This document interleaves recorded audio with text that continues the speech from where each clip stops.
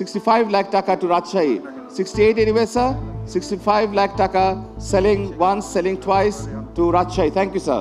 BPL এর নতুন মৌসুমে নতুন পরিচয়ে খেলতে দেখা যাবে রাজশাহী ফ্র্যাঞ্চাইজিকে। উত্তরবঙ্গের শহরটি এবারের আসরে খেলবে রাজশাহী ওয়ারিয়র্স নামে। বাংলাদেশ প্রিমিয়ার লিগকে সামনে রেখে ইতোমধ্যেই শক্তিশালী স্কোয়াড গড়েছে দলটি। নিলামের আগেও পরে মিলিয়ে বেশ গোছানো দল সাজিয়েছে রাজশাহী। নিলামের আগেই তানজিদ তামিম, নাজমুল শান্ত, মোহাম্মদ নওয়াজ এবং সাহিবজাদা ফারহানকে দলে নেয় রাজশাহী। এরপর নিলামেও বজায় রাখে সেই ধারাবাহিকতা। নিলামে দেশি ক্রিকেটারদের মধ্যে মুশফিকুর রহিম, জিশান আলম, আকবর আলীর মতো তারকাকে কেনে রাজশাহী। আর অন্যদিকে বিদেশি ক্রিকেটারদের মধ্যে দুশান হেমন্ত এবং জাহানদাদ খানকেও দলে ফেরায় তারা। আরও চমক থাকবে বলে জানিয়েছিলেন দলটির কোচ হান্নান সরকার। নিলামের একদিন পর জানা গেল হুসেইন তালাতকে দলে ভিড়িয়েছে রাজশাহী ওয়ারিয়র্স।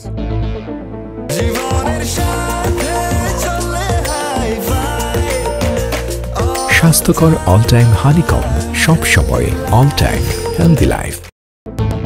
পাকিস্তানি এই ক্রিকেটারের এর আগেও বিপিএল খেলার অভিজ্ঞতা আছে। বিপিএল এর গত আসরে চিটাগাং কিংসের হয়ে খেলেছিলেন তালাত। 3 ম্যাচে মোটে 42 রান করেন এই অলরাউন্ডার।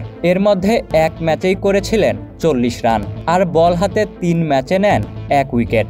তালাত ছাড়াও বিদেশি খেলোয়াড়দের লিস্টে আছেন বিনুরা ফার্নান্দো। মোট 6 জন বিদেশি ক্রিকেটারকে দলে নিয়েছে রাজশাহী, আর তার মধ্যে 4 ক্রিকেটার পাকিস্তানি।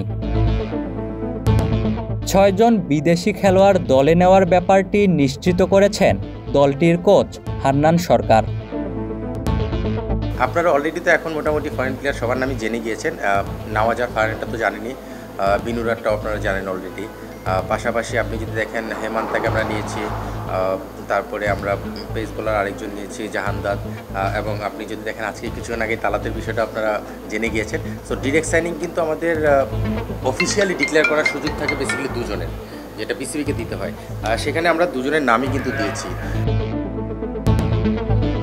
রাজশাহী ওয়ারিয়র্সে আরও বিদেশি ক্রিকেটারের চমক থাকতে পারে। হান্নান সরকার জানিয়েছেন এমনটাই। কিন্তু বাকি যারা ছিল তাদের মধ্যে আমাদের ডিরেক্ট সাইনিং অলরেডি করা ছিল। আপনি যদি টিম কম্বিনেশন যদি দেখেন সেখানে দেখবেন আমি আমার নিজের পেজেও আসলে ভিডিওতে দিয়েছি যে রাইট হ্যান্ড ব্যাটসম্যান আমরা পিক করেছি সব। এটার অন্যতম কারণ হচ্ছে আমরা টিম যখন ডিরেক্ট সাইনিং করেছি আমার প্ল্যানই ছিল আমরা বিদেশি লেফট হ্যান্ডে যাব এবং রাইট হ্যান্ডে যাব লোকালে, বিকজ লেফট হ্যান্ড বাংলাদেশি জায়গা থেকে চিন্তা করলে খুব বেশি অপশন নেই। সো এটার যে একটা প্ল্যানিংয়ের পার্ট সেটা আপনি তালাতের নাম আসার পরে মনে বুঝতে পারছেন যে মিডল অর্ডারে একজন লেফট হ্যান্ড নওয়াজকে আমরা লেফট হ্যান্ড পিক করেছি। ফিউচারে যদি অপরচুনিটি আসে, যদি মিট করতে পারি, তাহলে হয়তো আরেকজন লেফট হ্যান্ডও আসতে পারে যদি আইএলের পরে। দামি দামি সব বিদেশি ক্রিকেটারের পাশাপাশি দেশি ক্রিকেটার কিনতেও ভারসাম্য রেখেছে রাজশাহী। তানজিম সাকিব, রিপন মণ্ডল, হাসান মুরাদ, সাকলাইনের মতো তারুণ্য নির্ভর দল সাজিয়েছে টিম ওয়ারিয়র্স। আসন্ন বিপিএলের শিরোপা দৌড়ে অন্যতম শক্তিশালী দাবিদার হিসেবেই দল সাজিয়েছে রাজশাহী ওয়ারিয়র্স। ইশতিয়াক মাহিন, ক্রিক ফ্রেঞ্জি।